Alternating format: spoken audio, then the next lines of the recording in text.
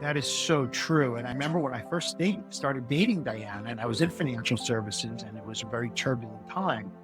She said to me, and this is the best piece of advice I think I've ever gotten, despite all the money, and this came free, was don't borrow trouble from the future, because we worry about so much crap that really doesn't happen. And trust me, I can do that as well. Anyone on any type of health journey, whether it's your own or your family's, experiences that. I get a scan I don't want to happen.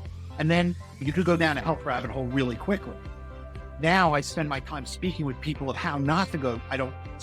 It's just out of service that I want to help people because I've been through so much with it and I handle it, I think, really well. And I do have my off days. But how do you take that piece of the story and make it positive? Because it's always happening, either business or personal. Our life is our life. And we handle things the same. I've never seen anyone, they have a great mindset in business and then they have a bad mindset at home. It's where we are who we are as people. We show up how we show up.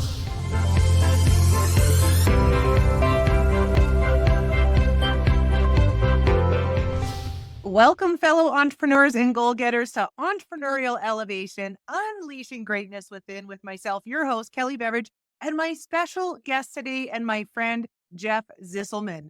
And I'm just so excited to have him on here. We were just chatting before we hopped on, and I feel like the energy is already good. We haven't seen each other and talked to each other for a while. He is just such a genuine guy, yet he's very successful, and he's so giving with his knowledge and his information and his support. And so I just want to give him some credit where credit's due. So he has over 20 years experience as a trained attorney in the financial field, in life insurance, legal and tax arena. He's been a consultant advising multi-million-dollar families. This is what he did in the beginning of his career.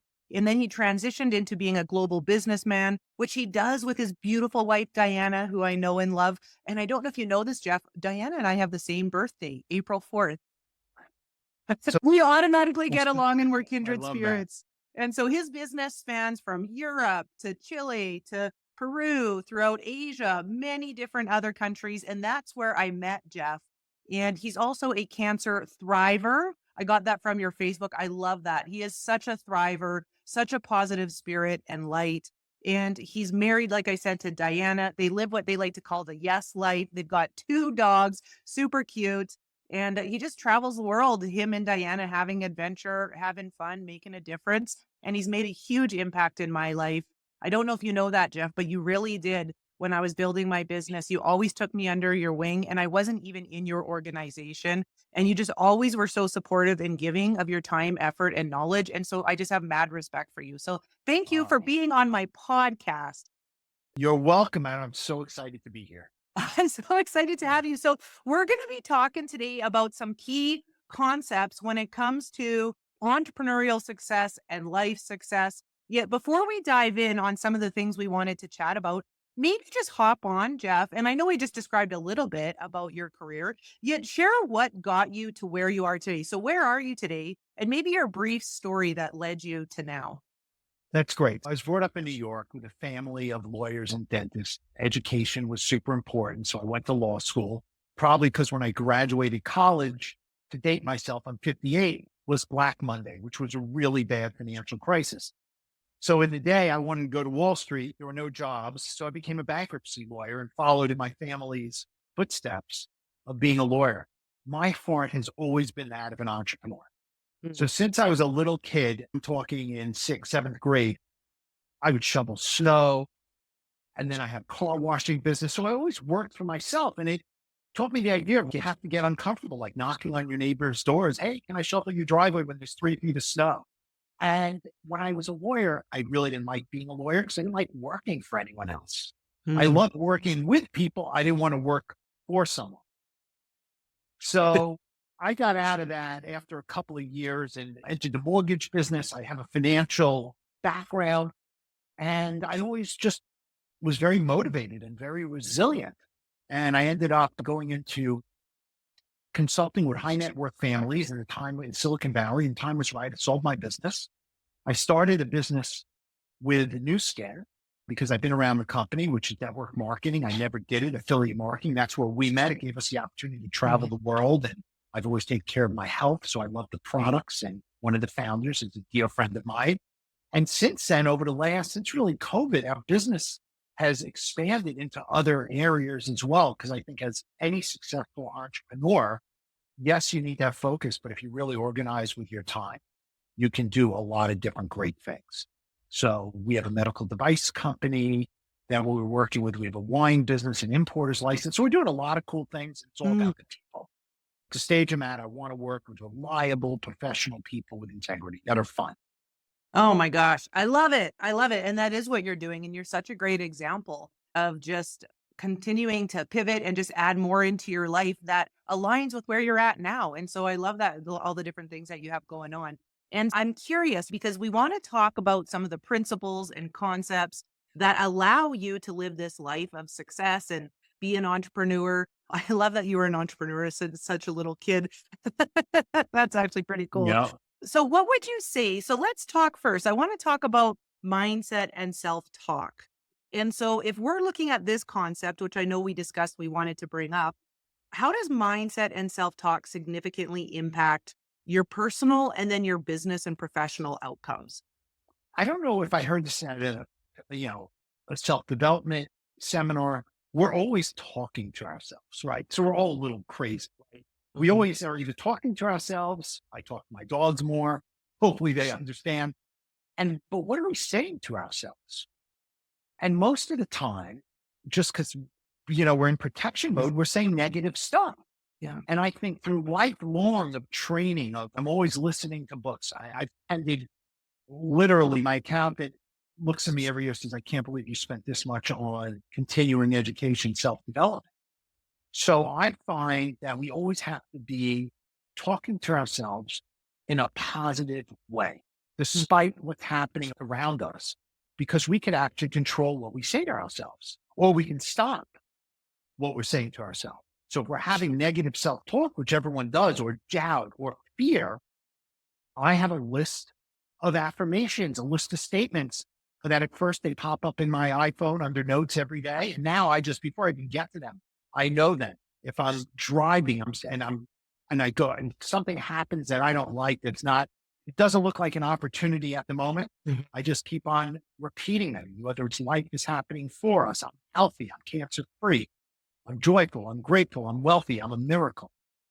I'm Mm. super smart, right? I'm always feeding myself these things. And now I rarely go into that negative mode, even when I have news that might not be what I want.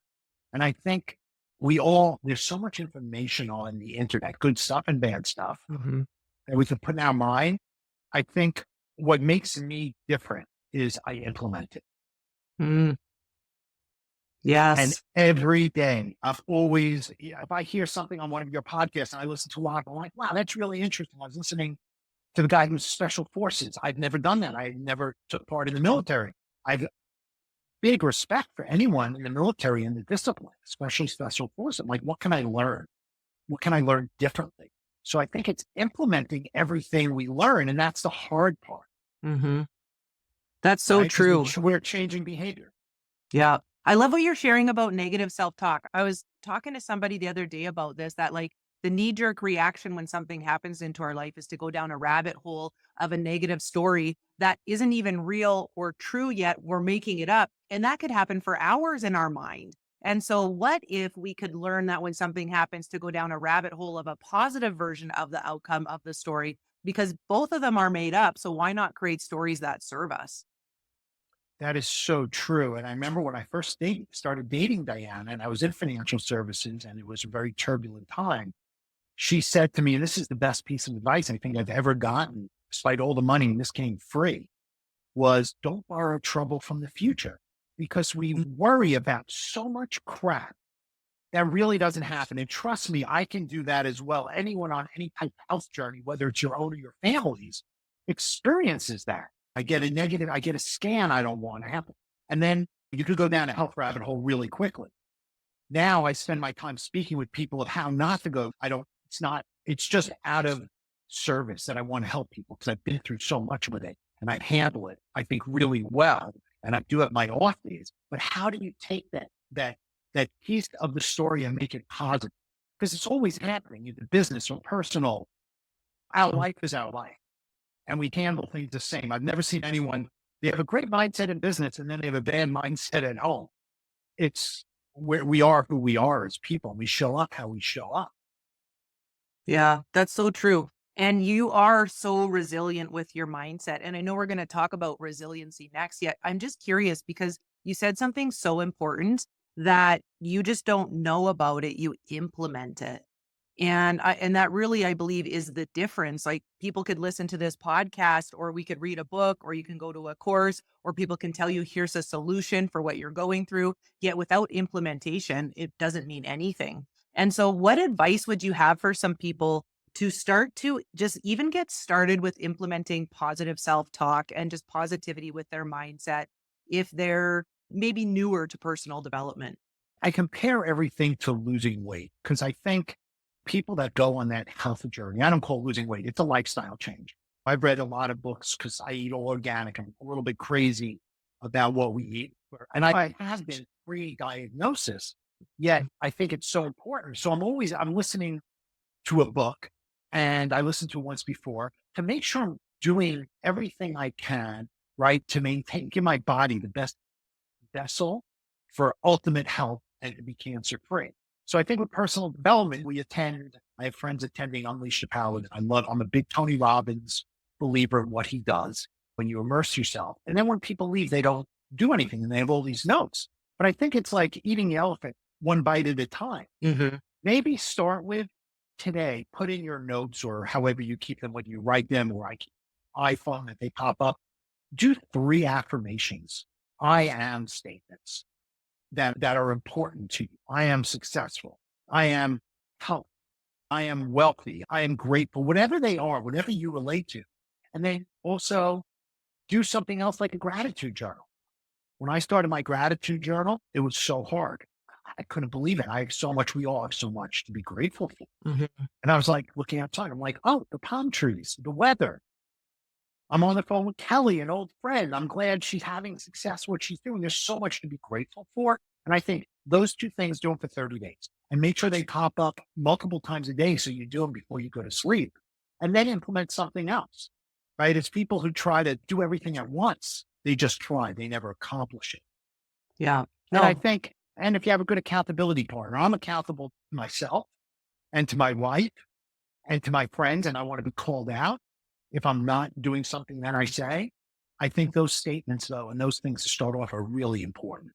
Yeah. No, it's so true. And it's these simple things, right? When you do them day after day after day, they make a massive difference. They do. And I just have to look at my phone for them because I have 10 things that I say or do. And it only takes me a few minutes. Some people say, Hal Elrod, the miracle morning. I believe in a lot of sleep. I believe as I get older, sleep is important for your mind to function. And you need to do what's best for your body and what's in your head and what you can recite and what comes through your body is so Yeah. mints are an important way to start your day. That's awesome, Jeff. Okay, so mindset and self talk. Let's lead this into the second principle or concept, which is resilience and what did we call it? Continuous learning. So, just how crucial that is. And I know you've been an entrepreneur and in business for years. So, I'm sure you've had some setbacks, right? I'm sure you've had some Just setbacks in your day. just like you. Yeah. And also, you're speaking so openly about your health as well, right? So, like dealing with personal challenges. So, how do you continue to stay resilient and what guidance do you have for people? I think it's interesting. Resilience is like a muscle, like anything else. Right. And sometimes we look at people and especially with social media, we didn't grow up on it, but I could see the pressure from younger people. I have 2 young nieces. I couldn't imagine the pressure of just even looks wise. Back in the day when someone sent you a photo on a text, it was your photo, it wasn't touched up. You got what you bought. Now, sometimes you look at things on social media and you're like, a lot of it's not real. And it's Mhm. hard because everyone's trying to compete. But I think resiliency comes from you can get beat down in life and it's how quickly you get back up.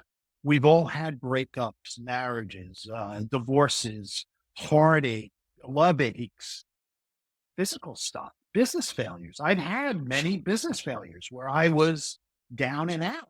And I had partners that never recovered. They never decided to do anything else because they were afraid. And I said, okay, I looked at what happened. I took accountability for my part in it, because we all have a part in it, and I Yeah. don't measure it, whether it's 5% or 10%.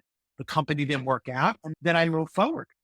And I think throughout the years, I've just learned it's the muscle. I go to the resilient gym, and now it just is immediate, especially on the health journey. I've had some little hiccups over the last couple months and things that I don't want to hear from my doctor. I'm like, okay. And I'm very type A. I'm not good in the middle. I need a plan. Like, okay, we need to do some radiation. Great. Can we start tomorrow? That's how, and I go through it. And again, I don't look what's going to happen in the future. I know I'll beat it. I know my companies will be successful.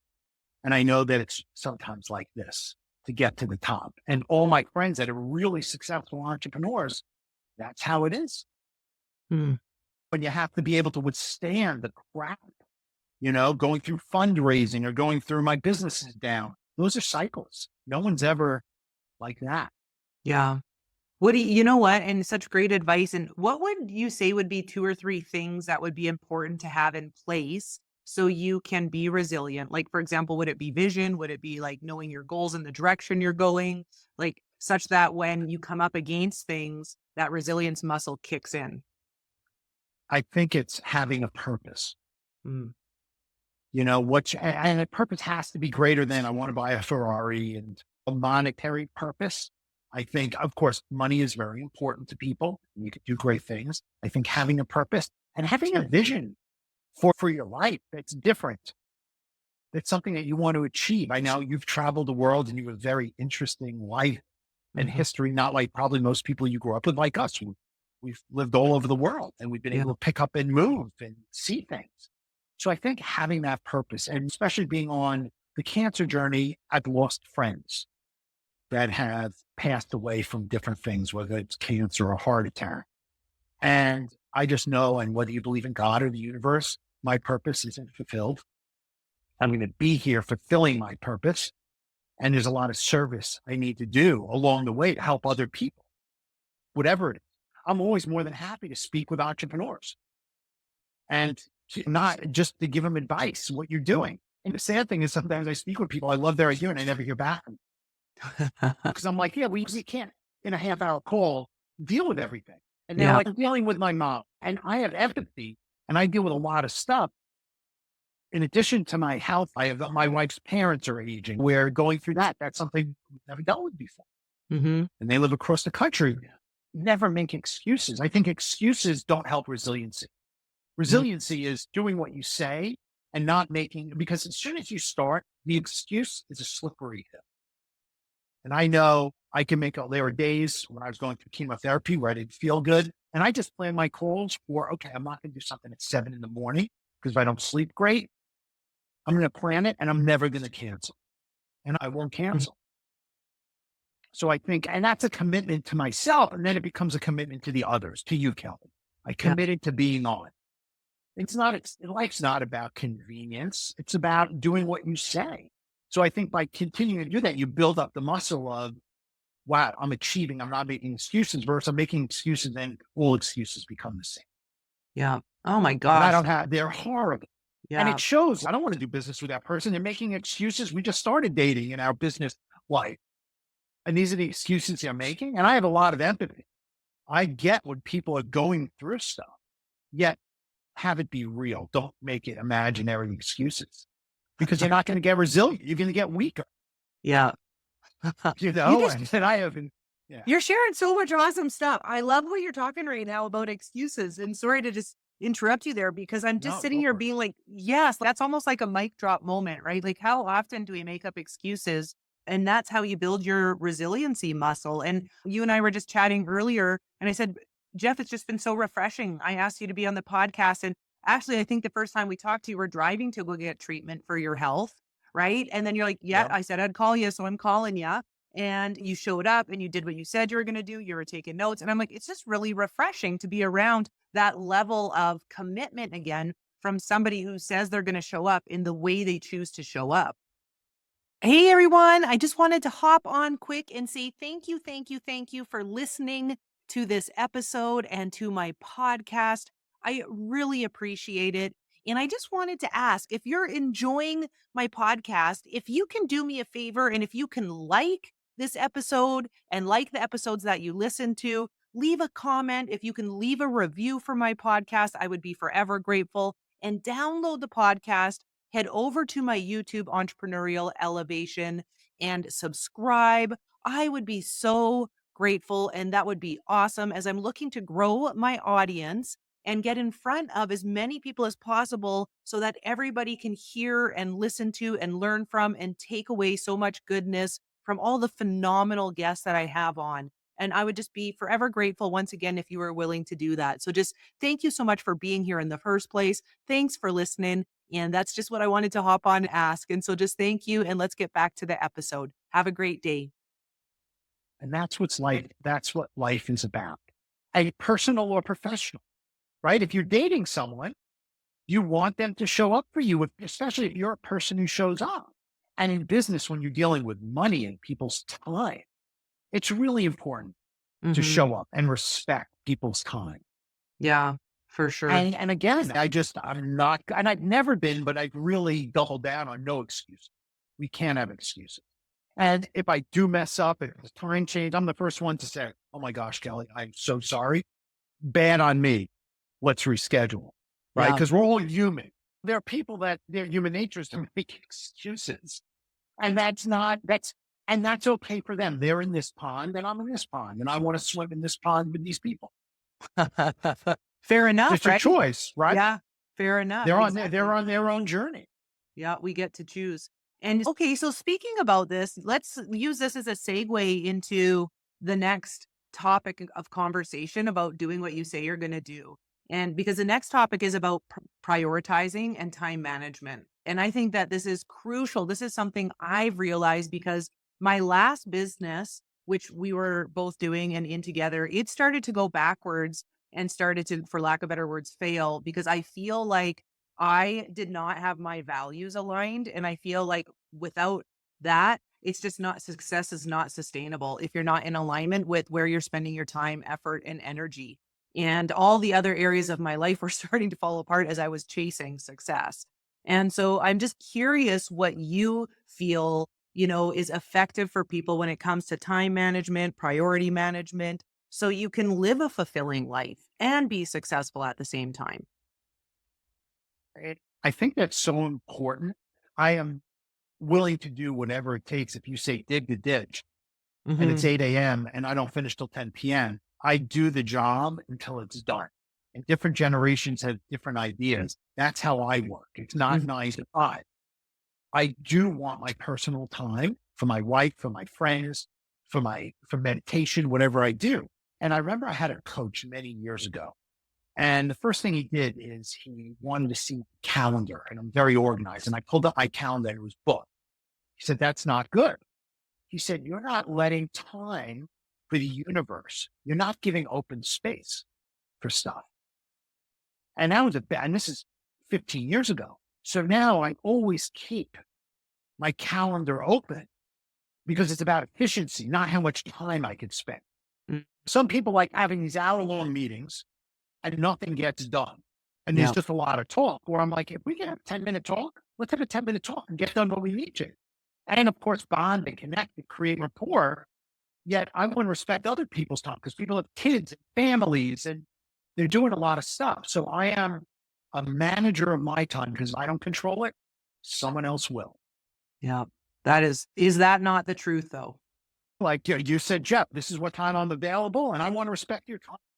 You have a whole life outside of me.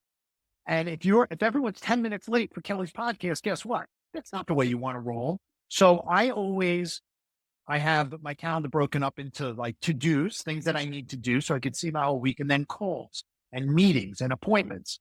So I'm always balancing those and I'm always confirming with people. If they don't confirm back, it's canceled because I don't want to waste time. I don't know. Things happen overnight that really don't happen to me. I'm usually sleeping. My schedule doesn't change when I sleep, and people miss meetings and it's weird.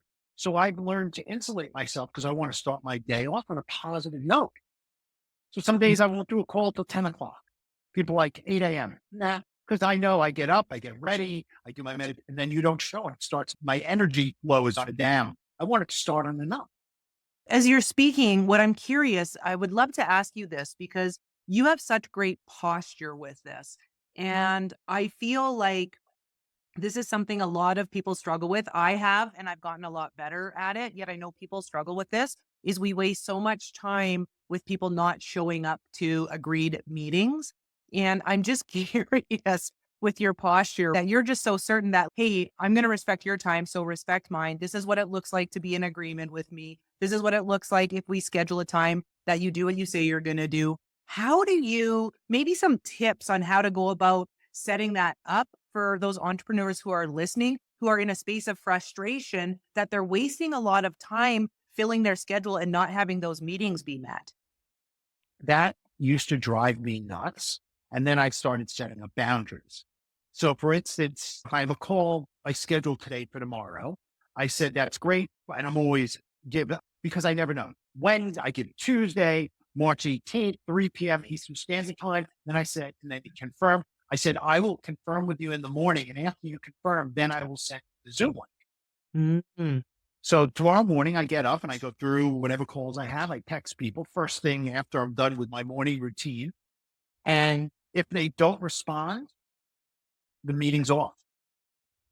I don't wait. I don't get, if they haven't responded 2 hours before, I don't send them the Zoom link. It's off. And then I have a 5-minute rule. My wife and I argue whether it's 5 or 7 minutes. For me, it's 5 minutes. Because if someone doesn't text me or tell me I'm running late, my cell phone ran out, stuff happens, super understanding, but let me know. But if I'm on 5 minutes, I cancel. And if they say 15 minutes later, I'm like, sorry, would you reschedule? I've already have another call. And I'm nice about it. Yet they need to know. Because if I started off, then our first meeting is 5-10 minutes late, guess what? Yeah. So that's basically setting the tone for the rest of that business relationship.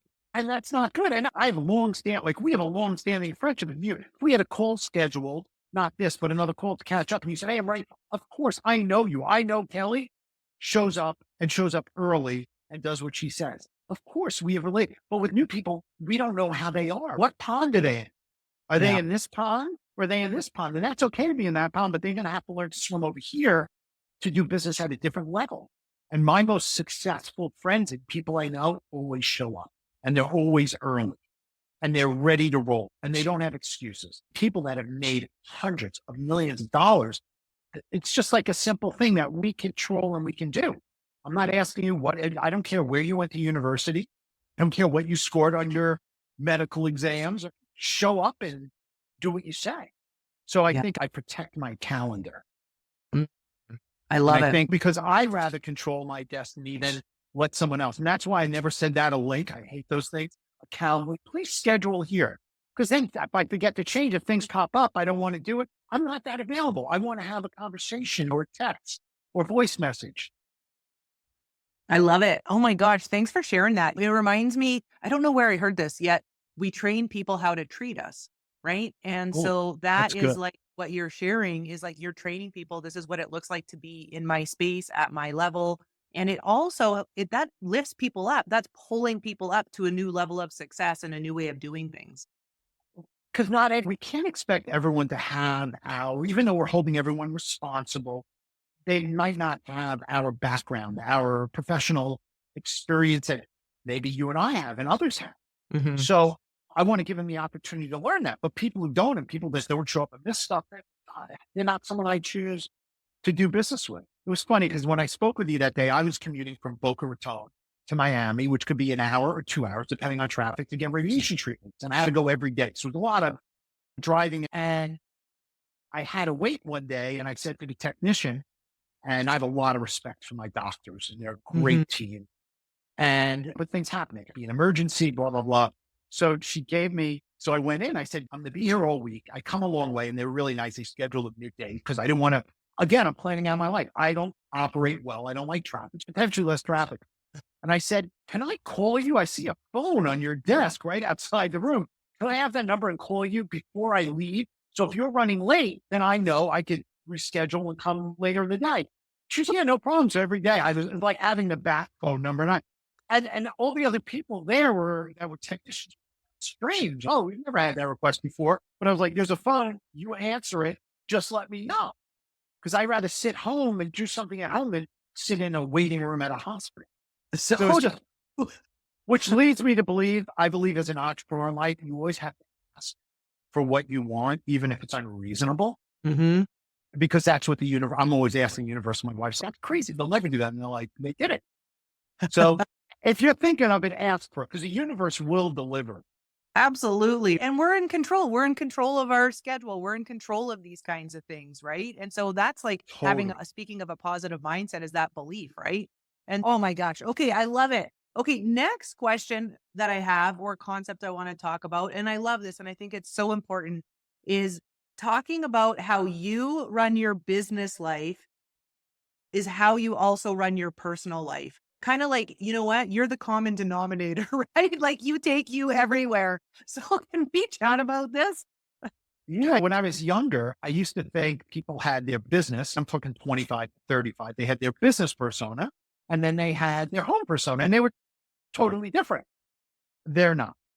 Like we are who we are. If you're someone who is late, you're late in all areas of your life. You're not, and I don't take it personally because that's just how they're running their deal. That's how they're running their life. And I'm not someone like that. When Diane and I first met, we had a little disagreement over I'd rather sit in the airport lounge than be running to the airport plane. And we've been together now. We're getting ready to celebrate 19 years together, 14 years married, and we work together, right? We're husband and wife, and we work in most of our business. So we are on time or early. And she gets that. Of course, if we're going out to dinner, it's 2 of us, 5 minutes, it's no big deal. Of course, it can't be a total crazy person about it. But I notice most people are the same. Like my friends, most of my business associates are friends. So when I'm out in California, I'm meeting one of my business partners who's a really dear friend, him and his wife as well. When it's a 7 o'clock dinner, guess what? They're there at 7 o'clock. Hmm. Right? There's no excuse. I sat in California traffic. We know traffic is the same everywhere. There's traffic all over the world. So I think, and how we handle things, I've been really focused on reaction versus response Mm, for myself yeah. and for other people. So I like to respond. We're all emotions. I'm a highly emotional person. I'm very passionate, except sometimes instead of just reacting and not giving you maybe being upset or being in just not the right mode to communicate, we react. That's not good. I want to think things through, have the emotion and respond to someone. We're in this society where we're texting quickly. You and I leave each other voice messages. I like leaving voice messages because I want people to hear my intent. I don't Hmm. want people to think that I'm ordering them to do something and I don't know what they're going through on the receiving end. So I think I've learned a lot about responding versus reacting in my own life. And that's for everyone, for my wife, for my family, for my friends, for business. And we need things. We're all moving so fast on so many different platforms. There's a lot going on that I'm much happier when I give a response versus a reaction. And that's Yeah. just who I am. That's me as a person. We've gone out socially. We've done business together. We've traveled to different countries. We've seen each other. And I am who I am. People like, you get what you get with me. Whether you like it or not, I'm the same. Yeah. Yeah. But I think that speaks volumes too, right? For authenticity and just building trust and building credibility. That is, like you said, like I know what I'm going to get when I engage with you, no matter what the scenario or situation is. Totally. And I like that. Like the Yeah. people, even new people that I do business with, I like that they're raw. I want to know who they are. If they got on, oh my God, I had a crazy thing with my kids. I'm like, that's real. We have adults, we don't have kids. I know a lot of people with children. I get what happens. I have a friend, more of an acquaintance, and his daughter was sick. And even though we're not great friends, whenever I think of him, I'm always like, how's your daughter doing? She was dealing with some autoimmune thing that they couldn't figure out. And I have a lot of empathy, not only for myself dealing with someone, but someone that's a kid, Mm. a child, right? And the parents, they want to protect them. So I think empathy is a big aspect of life. And I think some people have it. Other people I work with don't. It bothers me because I tend to be very empathetic. But we are who we are. But we Hmm. can change that. That's what's cool. Yeah. Yeah, we totally can. And as you're talking too, I was just wondering because you're talking about responding versus reacting. I think that's really important because most people are living their life in reaction. And you talked about empathy because I was going to say, how do we start to lean towards responding versus reacting. And you said having empathy is one way. What are maybe a few other ways where we can step into responding versus always reacting to everything in our life? I think by taking time to respond, Mm. right? Reaction is instantaneous. You send me a message and I send you something back right away. And that's good in some things. But if someone sends you something and it's an email that you might not like, or it's a voice message, or they did something, to react to that, you're not going to be happy, right? Because that's what children do. They react. They don't know how to control their emotions. As adults, we experience emotions. I believe we have to have control over them so we could make good decisions and also think about where the other person is coming from. So if I got a voice message and we were working on something and it didn't go my way, you sent a message and you might have been a little huffy, which I've never seen you, but let's say you were, or something else happened in your life, I would take a day, or if it wasn't urgent, I would say I would wait a couple hours and I'd want to think it through. And a lot of times I bounce things off my wife. If I have an important email, I run it by her. I said, is this okay to send it? Because we never know what the other person is going through on the other side. So I want to be meaningful to understand that maybe they said that and it has nothing to do with me, even though it was sent to me. Maybe they had something else happen in their life. I just went through a situation. I'm waiting for a very important agreement and some monies to come through. It's a business partner and he had COVID. And I was like, okay, he had COVID. And I didn't realize how bad it was. And he Mm. was like, I was on my back for 3 days. Like I couldn't get out of bed. Believe me, I understand that. And I have empathy towards that. And then I'm like, are you better? Can you get me what I need? But going through what he was going through, I experienced frustration, but I didn't react to him because I care about him. Mhm. COVID, any disease, you never know any time what it is or what can happen. And I wanted him to get better. He's my friend. I Yeah. always wish people the best. So I think like anything else, like we were talking about resiliency, is it important to you? To me, it's important. Diana once said to me, actually, you could relate to this. We're in Vietnam building our business and people tended to be late until I was still working on understanding that rubber time, so to speak. Diana looked at me because I had a meeting after meeting that was late. And this woman was so arrogant. I was just like, I was done. It's like 8 meetings in a day. And I unloaded a little hard. And Diana looked at me in the taxi and she said, you everyone to think you're an asshole. It really sticks out. And I'm glad that my wife's able to be honest with me. And as my friends, because if I was an asshole to you, I want you to call me on it and say, man, Mhm. I've never, what the heck's going on? Because we should never treat anyone like that. Yeah. You know, Yeah. we need to be making the world a better place and make people feel good, even delivering things we don't want. Hmm. As you're speaking to, it makes me think of responding versus reacting is assuming the best of people, right? Now, not letting that continue yet in the beginning, like taking a pause and a moment to assume the best in people, right? Totally. People are doing the best with the resources they have. We don't all have the same tool chest of life experience. Yeah. I was brought up in a family where my father was an entrepreneur. I saw the ups and downs. It wasn't always great for him. I know the struggles, right? And again, I just think understanding that other people are on their own journey. And then we can decide if it's not the journey. I don't deal with drama. I don't have drama. Diane and I don't have drama in that relationship. I don't deal with business drama. I deal with business situations and things happening and not always happening the way I want. And I get that. And then I revisit it. I speak with who I'm working with. How can we figure this out? I just got off a call before I spoke with you. I thought it'd be a half hour. It's a good friend and someone in my medical device business that I really look up to and respect, and he looks up to me. And we needed 11 minutes. Yeah, we speak all the time to speak. I don't need to keep him on for a half hour. He's a busy guy. I'm a busy guy. Right. So I think it's really understanding that and understanding who we're getting into bed with, so to speak, because those are the expectations. We got out of the business recently because the expectations weren't the same. Yeah. I didn't, and that's okay. Yeah. And we Yeah. keep, I would rather part as friends because it's only business. That's me. Yeah. No, I love You that. I know, love.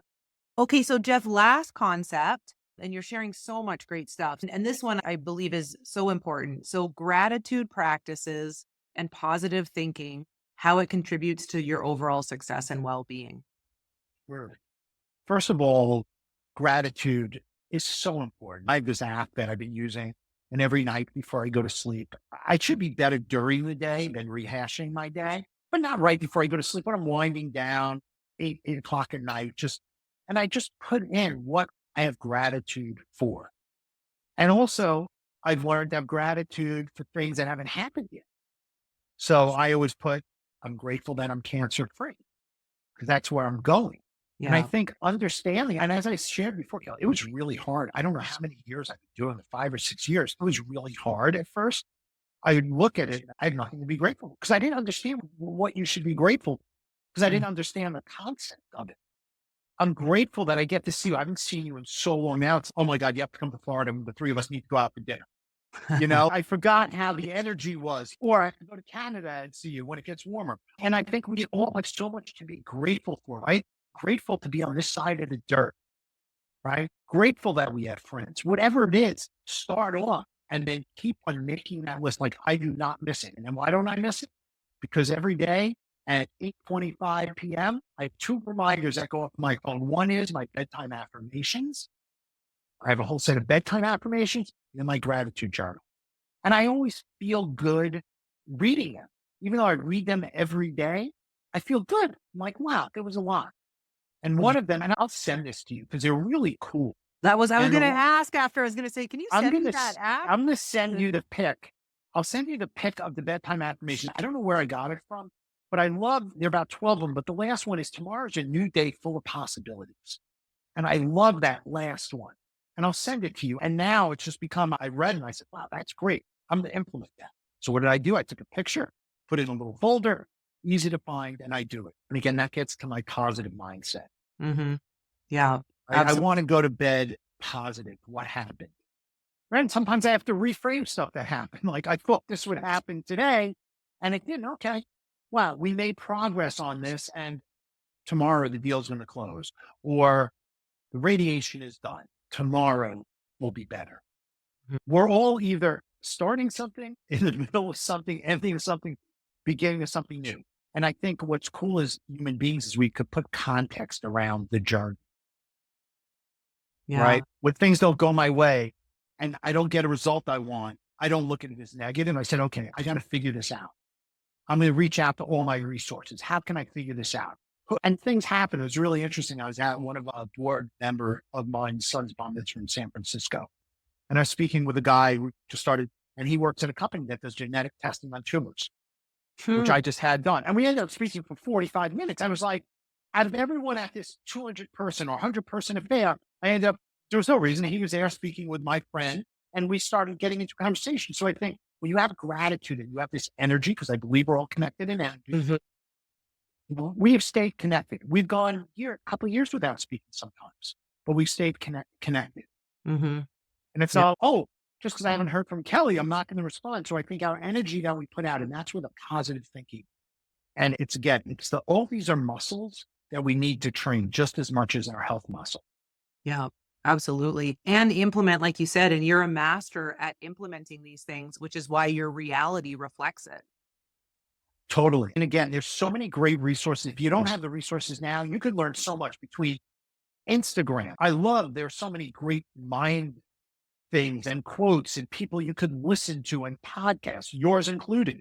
I'm going to go back. There are people, oh, wow, that's interesting. I want to hear what this woman was going through. There's a woman entrepreneur. I didn't get to listen to it all.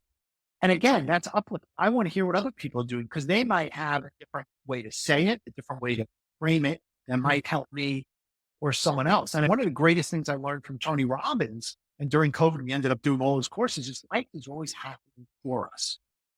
Yeah.